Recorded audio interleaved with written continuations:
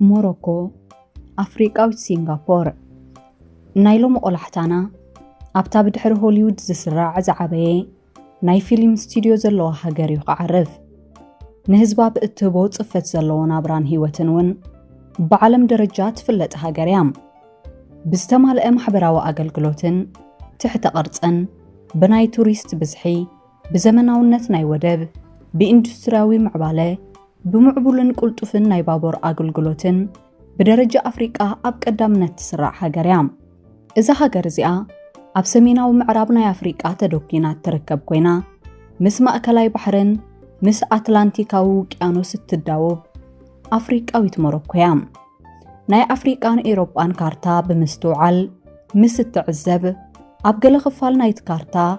أهقرات أفريقان إيروبان بدوب أزين تقريبا ينان نعزبن أمونغو زن كلتا أهقرات زلو ناي مأكلاي بحر رحكت 14 كيلومتر كم زبتصحيوم بناي جيوغرافي كيلاتات زنقرنا إذ دما أمونغو خلتي أنا هقرات زلو زحات أرى رحكت مخاني يزدقز إذا حبريتا زقن زتمال أحبريتا يكونن نزن كلتا أهقرات زفلين مأكلاي بحر تراي زيكونه اتشوعت مترو أموت زلو نوي حاتوريوم أبزستت أغسى أكبابي مليلات تبهال كتمالام إذا ختمازيا أوشت أفريقان أبلو ألاو جزءات ناي موروكون تدوكينات تركب 12.3 كيلومتر صفحات زلوان 86 شحت عادو زقمتوان كتمايام أبزا ختما اتببزح الزرب قانقوا سبانيش كخون كلو أب عداقاتا دما بات إيرايرويو ببزحي أب تقمزوعل إذا ختمازيا بجيوغرافياون بمريتن أوشت موروكو تدوكينات تركبو كان تخونت ببوليتيكان بمحدران جن أبوشت إسبانيا تترنف ناي إسبانيا واننت بمخانا ملوء بملوء أب تحت إيروبا وحبراتيات محدر إذا ختمازيا ناي إسبانيا ناي موداتا مريتاويت دوب كتكونن كلا نادار تبهال كتما دما ناي موروكو ناي موداتا مريتاويت كتمايا إذا ختمازيا ولاكو أب أفريقيا بفلاي دما أوشت موروكو تدوكينات تركب كتمان تخونت أفريقاوያን ስደተኛታት ከይኣትዋ ጽኑዕ ቁጥጥር እዩ ዝካየደላ ብዙርያውን ብጽኑዕ ሓጹር ዝተኸበበት እያ እንተኾነ ግን ንዋሕዚ ናይ ኣፍሪቃውያን ንምግታ እቲ ሓጹር ከምኡንኮ መከላኸሊ ኣብ ጥቕሚ ይውዕልን እዩ ካብቲ ሓጹር ንየው ክሳብ ኣፍንጮም ዝተዓጠቑ ናይ እስጳኛ ሰራዊት ዘለዉ ኮይኖም ካብቲ ሓጹር ምንጀው ድማ ጠበንጃ ዝዓጠቑ ናይ ሞሮኮ ወተሃደራት ይርከቡ ዓይኖም ሰላም ከየበሉ ድማ ስደተኛታት ከይሓልፉ ብርቱዕ ቁጥጥር ይገብሩ ስደተኛታት ናይ ኤውሮጳዊ ሕብረት ከይሓልፉ እስጳኛ ክትከላኸልን ከላ ሞሮኮ ድማ ብጊዲኣ ነቲ ካብ ኤውሮጳዊ ሕብረት ትረኽቦ ፋይናንሳዊ ሓገዝ ከይትስእንን ክልቲአን በብወገነን ጽኑዕ ምቁጽጻርየን ዝገብራ እቲ ከባቢ ዓውደ ውግእ ክሳብ ዝመስል ድማ እዞም ክልቲኦም ወተሃደራት ነቲ ከባቢ ብሓለዋ ኣፍ ዕንቂኦም ዝግብርዎም እዚ ኩሉ እንዳገበሩ ግን ንስደተኛታት ሙሉእ ብሙሉእ ንምዕጋት ከጸግሞም ይጸኒሑ ብዙሓት ኣፍሪቃውያን ናብ ኤውሮጳ ዘስክሮም ምቹእ ዕድል ክሳብ ዝረኽቡ ኣብዚ ከባቢ ኣብ ዝርከብ ጫካ ተሓቢኦም እዮም ዝጸንሑ ነቲ ሓጹር ብሕቡኡን ብሓይልን ዝሰግሩ ብዙሓት ስደተኛታት ክሳብ ዝእከቡን መጠን ናይቲ ኣብቲ ከባቢ ዝግበር ወተሃደራዊ ሓለዋ ክሳብ ዝቕንስን እዮም ኣብዚ ጫካ ተሓቢኦም ዝጸንሑ ነዚ መምዘን እዚ ዘማልአ ምቹእ ኩነታት ምስ ዝፍጠር ድማ ብዕስለ ኮይኖም ነቲ ሓጹር ብምውርዋር ነቲ ሓጹር ይሰግሩ ብዙሕ ግዜ እቶም ክሰግሩ ዝፍትኑ ስደተኛታት ብወተሃደራት እስጳኛ እንዳተታሕዙ ናብ ሞሮኮ ከም ዝምለሱ ይግበር እዩ ገለ ውሕዳት ግን ስለ ዝቐንዖም ናብ እስጳኛ ይሳገሩ እዮም ኣብዚ መስርሕ እዚ ኣፍሪቃውያን ስደተኛታት ብዙሕ ሽግር እዩ ዘጋጥሞም ብፖሊስ ምቕጥቃጥ ካብ ሓጹር ወዲቖም ኣካላዊ ጉድኣት ምጉናፍ ካብኡ ሓሊፉ እውን ሞት የጋጥሞም እዩ እቲ ኣብ 2022 ዓመተ ምህረት ኣብዚ ስፍራ ዘጋጠመ ዝሕዝን ሓደጋ ግን መዘና ኣልቦ እዩ ኣብዚ ዝተጠቕሰ ዕለት ስደተኛታት ናብቲ ሓጹር ክድይቡ ምስ ጀመሩ ብናይ እስጳኛን ሞሮኮን ወተሃደራት ሃንደበታዊ ተኹሲ ተፈነወሎም በዚ ሓደጋ እዚ ልዕሊ 30 ስደተኛታት ህይወቶም ክስእኑ ከለዉ ብኣማኢት ዝቁጸሩ እውን ከቢድን ፎኪስን መቁሰልቲ ኣጋጠሞም እዚ ክስተት እዚ ናይ ሜልያ ጨፍጫፍ ተባሂሉ ኣብ ታሪኽ ተሰኒዱ ይርከብ። ብሰንኪ ሽዑ ዘጋጠመ ዘሕዝን ክስተት ኣብ ሙሉእ ዓለም ዝርከቡ ኣፍሪቃውያን ስደተኛታት ኣዝዮም እዮም ተቆጢዖም። ብፍላይ ኣብ ሞሮኮን ኣብ እስጳኛን ዓበይቲ ናይ ተቃውሞ ሰልፍታት ተኻየዱ። እቲ ዘሕዝን ድማ በቲ ሽዑ ዘጋጠመ ክስተት ዝኾነ ወተሃደር ይኹን ፖሊስ ብሕጊ ብዘይምሕታቱ እዩ። እስጳኛ ካብ ሞሮኮ ነዛ ከተማ ጥራይ ኣይኮነትን ወሲዳ። ካብዛ ከተማ ንሸነኽ ሰሜናዊ ምዕራብ ኣስታት 200 ኪሎ ሜትር ርሕቐት ትርከብን ኣስታት 19 ኪሎ ሜትር ዝስፍሓታን ኣስታት 85,000 እስጳኛውያን ዝቕመጡላን ሴውታ ተባሂላ ትጽዋዕን ካልእ ናይ እስጳኛ ከተማ ኣላ። እዛ ከተማ እዚኣ ኣብቲ ጂብራልተር ተባሂሉ ትጽዋዕ ንሞሮኮን እስጳኛን ዝፈሊ ጸቢብ ማያዊ ኣካል ተደኪና ትርከብ ኮይና ካብዛ ከተማ እዚኣ ንእስጳኛ 14 ኪሎ ሜትር ጥራይ ርሕቐት እዩ ዘሎ። እዛ ከተማ እዚኣ ኣብ ውሽጢ ሞሮኮ ተደኪና ትርከብ ኮይና ኣብቲ ምስ ወሽመጥ ጂብራልተር ዘዳውብ ጫፍ ናይ ሞሮኮ እያ ተደኪና ትርከብ። እዚ ስፍራ እዚ ኣህጉር ኤውሮጳን ኣፍሪቃን ዝራኸባሉ እንኮ ንቑፅ መሬት እዩ። እታ ነዚ ባሕሪ ተሳጊራ ናይ ሞሮኮ ግዝኣት ዝመንጠለት እስጳኛ ገለ ክፋል ናይ መሬታ እውን ብዓዲ እንግሊዝ ተመንጢልዋ እዩ። ጂብራልተር ተባሂሉ ጽዋዕ መሬት ብጂኦግራፊያዊ ኣብ ውሽጢ እስጳኛ ዝርከብ እኳ እንተኾነ ኣብ ትሕቲ ዓዲ እንግሊዝ እዩ ዝመሓደር። ሽም ናይቲ ነቲ ንኤውሮጳን ኣፍሪቃን ዝፈልን ጂብራልተር ተባሂሉ ጽዋዕን ጸቢብ ማያዊ ክፍሊ ካብዚ ጂብራልተር ዝተባሃለ ኣከባቢ ዝተወስደ እዩ። እዚ 6.5 ኪሎ ሜትር ስፍሓት ዘለዎን ኣስታት 32,000 ተቐማጦ ዘለዎን ጂብራልተር ብኣካል ኣብ ውሽጢ እስጳኛ ተደኪኑ ዝርከብ እኳ እንተኾነ ብምሕደራ ግን ኣብ ትሕቲ ዓዲ እንግሊዝ እዩ ዝጥርነፍ። እቲ ዘገርም ድማ ሃገር ዓዲ እንግሊዝ ካብዚ ከባቢ ኣስታት 2200 ኪሎ ሜትር ርሕቐት ትርከብ ብምዃና እዩ። ሞሮኮ ብእስጳኛ እስጳኛ ድማ ብዓዲ እንግሊዝ መሬተን ካብዚ ምንጠላ ነዊሕ ዓመታት እዩ ሓሊፉ። እዘን ክልተ ሃገራት እዚኣተን መሬተን ንምምላስ ልዑል ጻዕሪ ከካይዳ እኳ እንተጸንሓ ክሳብ ሕጂ ግን ሓሳብ ልበን ክሰምረለን ኣይከኣለን። እዚ ድማ እቲ ከባቢ ክሳብ ክንደይ ቁጠባዊ፣ ወተሃደራዊ፣ ስትራቴጂካዊ፣ ፖለቲካውን ኣገዳስነት ከም ዘለዎ ዘነጽር እዩ። ወሽመጥ ጂብራልተር እንተዘይህሉ ነይሩ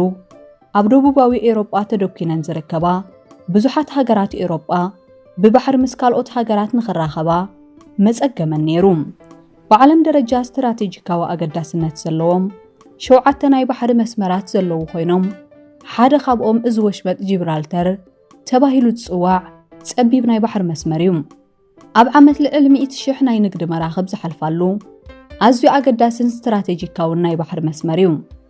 ኣብ ዓለምና ብጠቕላላ 193 ሃገራት እየን ዘለዋ።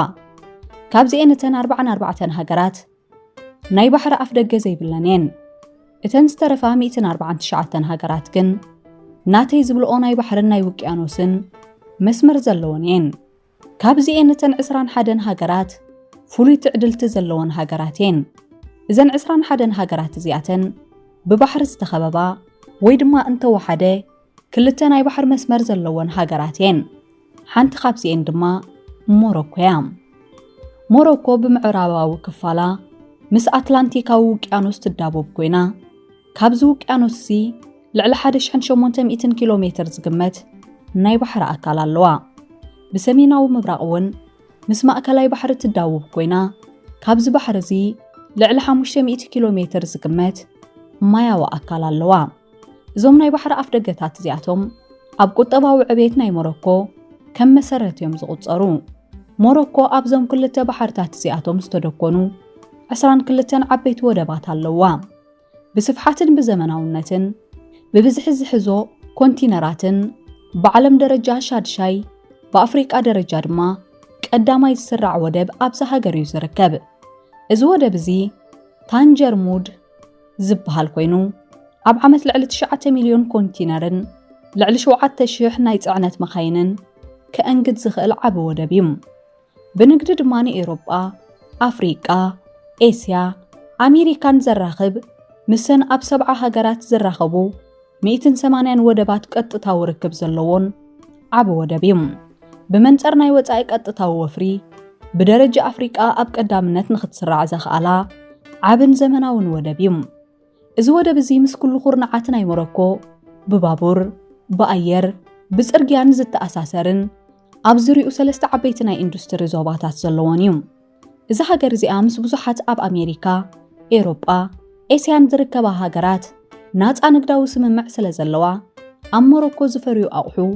ብዘይ ዝኾነ ቀረጽዮም ብመገዲ ዝወደብ ናብ ኤውሮጳ ኣሜሪካ ኤስያን ዘቕንዑ ናይቲ ወደብ ጥቕሚ ግን እዚ ጥራይ ኣይኮነን ብዓለም ደረጃ ፍሉይ ህቡብነት ዘጥረያ ናይ መኪና ኩባንያታት ኣብዚ ወደብ እዚ ናይ ፍርያት ጨንፈር ዘለወን እየን ኣብዛ ወደባዊት ከተማ ጥራይ ኣብ ዓመት ልዕሊ 7,000 መኻይን እየን ዝፈርያ በዚ ምኽንያት ድማ ካብ 2021 ዓመተ ምህረታት ሒዛ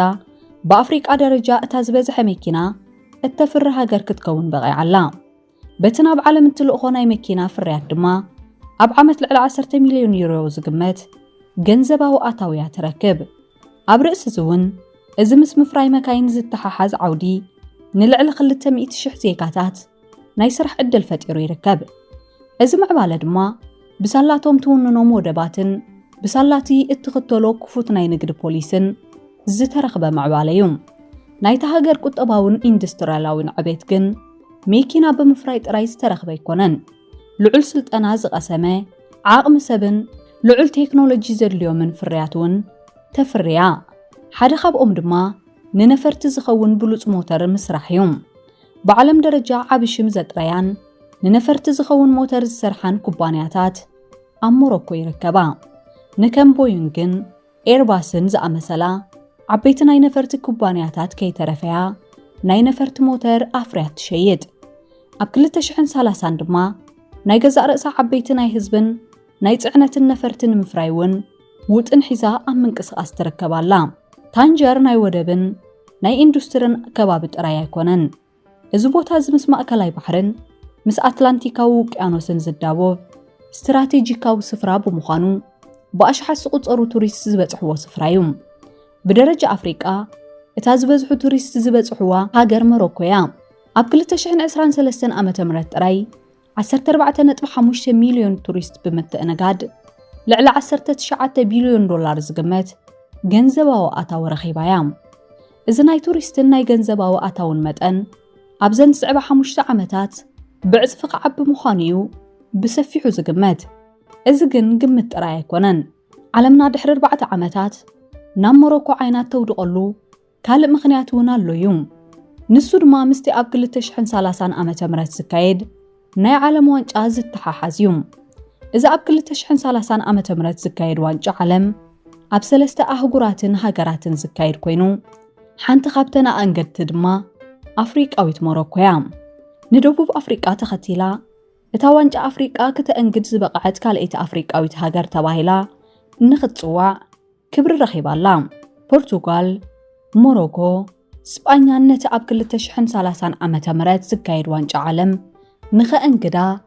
ብፊፋ ተመሪፀን ኣለዋ እዚ ድማ ኣብ ዝመጽእ 4 ዓመት መጠን ናይቲ ናብኣ ዝውሕዝ ቱሪስት ከዕብዮ ምዃኑ ዝግመት እታ ብዋሕዚ ናይ ቱሪስት ኣብ ኣፍሪቃ መወዳድርቲ ዘይብላ ኮይና ዝጸንሐት ሞሮኮ ተወሰኽቲ ቱሪስት ንምስሓብ ካልእ ዝዓበየ ዕድል ተፈጢረላ ይርከብ ናይቲ ሃገር ዓውዲ ቱሪዝም ን15 ሚእታዊ ካብ ጠቕላላ ህዝባ ናይ ስራሕ ዕድል ዝፈጥርን ካብ ጠቕላላ ዓመታዊ ገንዘባዊ ኣታዊኣ 7% ዝሽፍንን ዓቢ ኢንዱስትሪ እዩ ከምቲ ኣብ መእተዊ ጽሑፍና ዝጠቐስናዮ ብስፍሓት መሬቱ ብድሕሪ ሆሊውድ ዝስራዕ ዝዓበየ ናይ ፊልም ስቱድዮ ዘለዋ ሃገር ሞሮኮ እያ እዚ ስቱድዮ እዚ ኣትላስ ስቱድዮ ተባሂሉ ዝጽዋዕ ኮይኑ ኣብ ዋርዛዛት ዝተባሃለት ሞሮካዊት ከተማ እዩ ተደኪኑ ዝርከብ ብልምዲ ድማ ዘ ሆሊውድ ኦፍ ኣፍሪካ ተባሂሉ ይጽዋዕ ብዙሓት ናይ ሆሊውድ ተዋሳእቲ ናብ ሞሮኮ ብምኻድ ፊልም ስኢሎምን ሰሪሖምን እዮም ገለ ካብኦም ድማ ብራድ ፒት ዊል ስሚዝ አንጀሊና ጆሊ ቶም ክሩዝ ሊዮናርዲ ዲካፕሪዮ ጃን ክላውድ ቫን ዳምን እዮም ገለ ካብተን ኣብ ሞሮኮ ዝተሰኣላ ዓበይቲ ናይ ሆሊውድ ፊልምታት ድማ ፕሪዝን ብሬክ ጌም ኦፍ ትሮን ኣትላንቲስ ግላዲያተርን እየን እዞም ፊልምታት ድማ ኣብዛ ኣትላስ ስቱድዮ ተባሂሉ ዝጽዋዕ ናይ ሞሮኮ ናይ ፊልም ስቱድዮ እዮም ተቐሪጾም እዚ ስቱድዮ እዚ ኣብ 1983 ዓመተ ምህረት ብሓደ መሐመድ ቤልጌሚ ዝተባሃለ ሞሮካዊ ዜጋ ዝተመስረተ ኮይኑ ናይ ፊልም ቀረጻ ኣብ ዘይህልወሉ ግዜ ንቱሪስት ክፉት ኮይኑ ይብጻሕ። ኣብ ግዜ ቀረጻ ብናይ ፊልም ሰብ ሞያ ቀረጻ ኣብ ዘይብሉ ግዜ ድማ ብቱሪስት እቲ ከባቢ ኣዝዩ ብሰባት ዘዕለቕልቕ። ኣብቲ ከባቢ ዝርከቡ ህዝቢ ድማ ንቱሪስት ብምእንጋድ ብዙሕ ኣታዊ እዮም ዝረኽቡ። ዓበይቲ ናይ ሆሊውድ ፊልምታት ኣብ ዝቕረጸሉ ግዜ ድማ ንህንጸት ዝኾኑ ኣቑሑ ኣብ ምቕራብ ብዙሓት ሞሮካውያን እዮም ዝሳተፉ። እዚ ድማ ንብዙሓት ዜጋታት እዩ ናይ ስራሕ ዕድል ዝፈጥር። 8 ቢልዮን ዝበዝሑ ህዝቢ ዓለም ብህይወት ንምጽናሕን ንምቕጻልን መግቢ የድልዮም። ደቂ ሰባት ምግቦም ካብ ሕርሻ ዝረኽቡ ክኾኑ እንከለዉ ሕርሻ እውን ኣብ ፍረ ንኽበጽሕ መግቢ የድልዩ። እተን ሕርሻውያን ፍረታት ከም መግቢ ኮይኑ ዘገልግል ድማ ድኹዕ እዩ። ድኹዕ ድማ ካብ ፎስፎረስ፣ ናይትሮጅን፣ ፖታሽየምን ዝበሃሉ ጥረ ነገራት እዩ ዝስራሕ። ኣብ ምድሪ ዝርከብ ተፈጥሯዊ ፎስፎረስ ድማ እንዳተጸንቀቐ እዩ ክመጽእ ጸኒሑ። ስለዚ ድማ ሓሪስና ንኽንበልዕ ንምድርና ካብ ደገ ኣምጺና ፎስፎረስ ክንህባ ንግደድ። እንተኾነ ግን ፎስፎረስ ንምርካብ ቀሊል ኣይኮነን። ዝተፈላለዩ መጽናዕትታት ከም ዘመልክትዎ ምድርና ንደቂ ሰባት ክትህቦ ትኽእል ፎስፎረስ እንዳተጸንቀቐ እዩ ዝኸይድ ዘሎ። ናይ ምድርና ብዝሒ ህዝቢ እንዳወሰኸን ተኸይዱን ናይ ፎስፎረስ ኣጠቓቕማና እውን እንዳዛየደን ተኸይዱን ብድሕሪ 100 ዓመታት ናይ ፎስፎረስ ማዕድን ተጸንቂቑ ክውዳእ ከም ዝኽእል ዝተፈላለዩ መጽናዕትታት ይግምቱ። ክሳብ ሽዑ ግን እቲ 8 ቢልዮን ዝኸውን ናይ ዓለምና ህዝብን ሕርሻዊ ምህርቱን ንሓንቲ ሃገር ክጥምቱ ይግደዱ። ንሳ ድማ ሞሮኮ እያ። ካብቲ ኣብ ምድርና ተሪፎ ዘሎ ውሑድ ፎስፎረስ እቲ 70% ኣብ ሞሮኮ እዩ ዝርከብ። ስለዚ ድማ ዓለምና ሕርሻዊ ንጥፈታታን ኣብ ምሕረት ናይ ሞሮኮ እዩ ወዲቑ ዝርከብ። ብዕቑር ናይ ፎስፎረስ ሃብቲ ብዓለም ደረጃ ኣብ ካልኣይ ደረጃ ትስራዕ ቻይና እያ። እንተኾነ ግን ቻይና በቲ እንዳተጸንቀቐ ዝኸይድ ዘሎ ናይ ፎስፎረስ ሃብቲ ስግኣት ክስምዓ ስለ ዝጀመረ እዚ ማዕድን እዚ ካብ ሃገራ ንኸይወፅእ ቅድሚ 3 ዓመታት ከልኪላ እያ። እታ ብናይ ፎስፎረስ ዕቑር ሃብቲ ብዓለም ደረጃ ኣብ ሳልሳይ ደረጃ ትስራዕ ሶርያ እውን ብስእነት ሰላም ክትናወጽ ብምጽንሓ ንማዕድናታ ኣብ ጥቕሚ ንኽተውዕል ግዜ የድልያ እዩ። እዚ ድማ ሞሮኮ ንዕዳጋታት ናይ ፎስፎረስ ንኽትቆጻጸርን ንዋግኡ ንኽትውስንን ነዚ ኢንዱስትሪ ብቴክኖሎጂ ንኽትመርሕን ኣኽኢልዋ ይርከብ። ናይ ፎስፎረስ ማዕድን ካብ ጠቕላላ ናይ ሞሮኮ ናይ ኣቑሑ ሰደድ 20% ዝሽፍን እዩ። ከምቲ ኣብ መእተዊ ጽሑፍና ዝጠቐስናዮ ብምዕቡልን ቁልጡፍን ናይ ባቡር ኣገልግሎትን ብዓለም ደረጃ ትፍለጥ ሃገር እያ። ካብ ኣፍሪቃ እቲ ዝፈጠነ ናይ ባቡር መስመር ኣብዛ ሃገር ዝርከብ ኮይኑ ኣብ ሰዓት ክሳብ 360 ኪሎ ሜትር ዝጓዓዛ ፈጣናት ባቡራት ኣለዋ። ብባቡር፣ ብነፈርቲ፣ ብጽርግያ፣ ብቐረባት ናይ ፀዓት፣ ብትምህርቲ፣ ብሕክምናን ብኻልኦት ትሕተ ቅርጽታታን ንዝበዝሓ ሃገራት ኣፍሪቃ በሊጻተን ትርከብ። ካብተን ብስነ ህንጻ ዝፍለጣ ሃገራት ኣፍሪቃ እታ በቐዳምነት ደረጃ ትስራዕ ሞሮኮ እያ። ዝበዝሑ ከተማታታ ብምዕሩግ ህንጻታት ዝወቀቡ እዮም። እታ ኣብ ገማግም ኣትላንቲካዊ ውቅያኖስ ተደኪና ትርከብ ከተማ ካዛብላንካ እታ ዝዓበየት ከተማ እያ። ናብዛ ከተማ ንምኻድ ዕድል እንተረኺብኩም ፀሓይ ኣብ ምዕራባ ናብ ገማግም ናይቲ ውቅያኖስ ኪዱ ናይ ምዕራብ ፀሓይ ንኣትላንቲክ ተሳጊራ ኣብ ህንጻታት ከተማ ካዛብላንካ ብትፈጥሮ ድምቀትን ጽባቐን ፍሉይ መቐረት እዩ ዝፈጥረልካ። ናይዛ ከተማ ህንጻታት ኣብ ግዜ ቀዳማይ ኩናት ዓለም ዝዝውተር ብዝነበረ ናይ ህንጻ ቅዲ ዝተሃነጹ እዮም። እዞም ኣብዛ ከተማ ዝርከቡ ህንጻታት ናይ ፈረንሳ ጽልዋን ተጽዕኖን ዘለዎም እዮም። እዛ ከተማ እዚኣ ናይታ ሃገር ናይ ቁጠባ ርእሰ ከተማ እያ። ካብ ጠቕላላ እቶም ኣብ ሞሮኮ ዝርከቡ ኣፍረይቲ ኢንዱስትሪታት እንተወሓደቶም 50% ኣብዛ ከተማ እዮም ዝርከቡ። ናይ ወደብ ከተማ ብምዃና ተመራጺት ከም እትኸውን እዩ ገይርዋ። ኣብታ ሃገር ብባንክታት ኣብ ዝንቀሳቐስ ጠቕላላ ገንዘብ እቲ ፍርቁ ኣብዛ ከተማ እዩ ዝንቀሳቐስ። ናይቲ ሃገር ዝዓበየ ናይ ፎስፎሬት ፋብሪካ ኣብዛ ከተማ እዩ ተደኪኑ ዝርከብ። ብዓለም ደረጃ ብዕቤት ኣብ መበል 7ይ ብንውሓት ድማ ኣብ ቀዳማይ ደረጃ ዝስራዕ መስጊድ ኣብዛ ከተማ እዩ ተደኪኑ ዝርከብ። እዚ መስጊድ እዚ ኣብ ውሽጢ 25,000 ብግዳም ድማ 80,000 ብጠቕላላ 105,000 ኣመንቲ ብሓደ ግዜ ክሕዝ ዝኽእል ኣዝዩ ዓቢ መስጊድ እዩ መብዛሕተና ነዛ ከተማ ብታሪኽ ንፈልጣ ኢና ኣብ 1960ታት ዝበዝሓ ሃገራት ኣፍሪቃ ካብ መግዛእቲ ናጻ ዝወጻሉ ግዜ እዩ ነይሩ እቲ ግዜቲ ናይ ኣፍሪቃ ፓን ኣፍሪካኒዝም ዝገነነሉን ኣፍሪቃውነት ዝስበኸሉን ግዜ እዩ ነይሩ ካብ መግዛእቲ ዝተላቐቐት ኣፍሪቃ መጻኢ እንታይ ይኹን እንዳተባህለ ሽዑ ብዙሕ የከራኽር ነበረ ኣብዚ ጉዳይ እዚ ብዙሓት ሓሳባት እዮም ዝቐርቡ ነይሮም ክልተ ተሓሳስባታት ግን ካብ ኩሎም ጎሊሖም ወፁ እቶም ኣፍሪቃ ሓንቲ ኮይና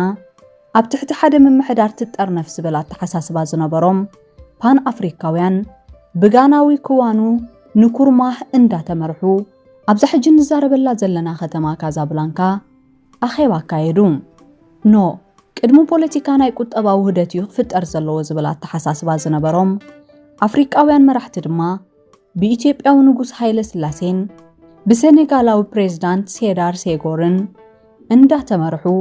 ኣብ ላይበራዊት ከተማ ሞንሮቪያ ተኣከቡ እዞም ክልተ ጉጅለታት እዚኣቶም ብሽምተን ዝተኣከቡለን ከተማታት ናይ ካዛብላንካን ናይ ሞንሮቪያን ጉጅለታት እንዳተባህሉ ክሳብ ሕጂኦም ብታሪኽ ዝዝከሩ ኣብ መወዳእታ ግን እቲ ናይ ሞንሮቪያ ሓሳብ ዝበለጸ ደገፍ ብምርካቡ ኣብ 1963 ዓመተ ምህረት ውድብ ሓድነት ኣፍሪቃ ተመስረተ ናይ ሞሮኮ ርእሰ ከተማ ራባት እያ ትበሃል ናይ መንግስትን ናይ ፖለቲካን ከተማ እያ 255 ሜትሮ ዝቕመቱን ኣብ ኣፍሪቃ ሳልሳይ ዝነውሐ ህንፃ ዝኾነን ህንፃ ኣብ ከተማ ራባት እዩ ዝርከብ ሽሙ ድማ መሐመድ ራባይ እዩ ዝበሃል ኣብታ ሃገር ብዙሓት ጥንታውያንን ዘመናውያንን ከተማታት ይርከባ ቸፍቻወን ካብቲ ምስረት ልዕሊ 500 ዓመታት ዝገበረት ከተማ እያ ብልምዲ ድማ ሰማያዊት ከተማ ተባሂላ ትጽዋዕ ኣብዛ ከተማ ዝርከቡ ገዛውቲ ብሰማያዊ ቀለም ዝተቐብኡ እዮም ካብ 1930ታት ጀሚራ ያዛ ከተማ ብሰማያዊ ቀለም ክትቅባእ ዝጀመረት ነዚ ሕብሪ እዚ እቶም ኣብታ ከተማ ዝቕመጡ ዝነበሩ ኣይሁዳውያን ከም ዝጀመርዎ ናይታ ከተማ ታሪኻውያን ጸብጻባት የመልክቱ እቲ ሰማያዊ ሕብሪ ነቲ ዝረአ ሰማይን ነቲ ዘይረአ መንግስቲ ሰማይን ዝውክል ምዃኑ ይዝግለጽ ኣብዛ ሃገር እዚኣ ሻሂ ብብዝሒ ዝዝውተር ናይ ሞሮኮ ሻሂ ፍቱው ካብ ምዃኑ ዝተላዕለ ናይ ሞሮኮ ዊስኪ እንዳተባህለ እዩ ዝግለጽ ልክዕ ከምቲ ሓበሻ ንቡን ዝህብዎ ክብሪ ሞሮኮውያን ንሻሂ ዓቢ ክብሪ እዮም ዝህቡ ኣብ ዝበዝሐ ገዛውቲ ሻሂ ንመዓልቲ 3 ግዜ እዩ ዝፈልሕ ኣብ ስድራ ቤታት ናይ ሞሮኮ ንኽቡር ጋሻ ሻሂ ዝቕረበሉ ሞሮኮውያን ብብዙሓት ሃገራት ኤውሮጳ ተገዚኦም እዮም በዚ ምኽንያት ድማ ቋንቋታት ፈረንሳን ስጳኛን ኣዘውቲሮም እዮም ዝዛረቡ ቋንቋታት በርበርን ዓረብን እውን ብስፍሓት ዝዝረቡ ቋንቋታት እዮም ቱሪስት ብብዝሒ ዝመጽዋ ሃገር ብምዃና ቋንቋ እንግሊዝ ብብዝሒ ይዝረበላ እዩ ሞሮኮ ታሪኻዊት ሃገር እያ ንኣብነት ኣብ ዓለምና ናይ መጀመርያ ዩኒቨርሲቲ ኣብዛ ሃገር እያ ትርከብ እቲ ነቲ ሃገር ዝመርሓ ዘሎ ንጉሳዊ ምምሕዳር ብድሕሪ ናይ ዓዲ እንግሊዝ ንግስነት ዝስራዕ ካልኣይ ዝነውሐ ዕድመ ዘለዎ ንግስነት እዩ እቲ ክሳብ ሕጂ ነቲ ሃገር ዝመርሓ ዘሎ ንጉሳዊ ስርዓት ካብ 1931 ዓመተ ምህረት ጀሚሩ እዩ ነቲ ሃገር ዘመሓድራ ዘሎ እቲ ሕጂ ንሞሮኮ ዘመሓድራ ዘሎ ንጉስ ድማ መሐመድ ሻድሻይ ዝበሃል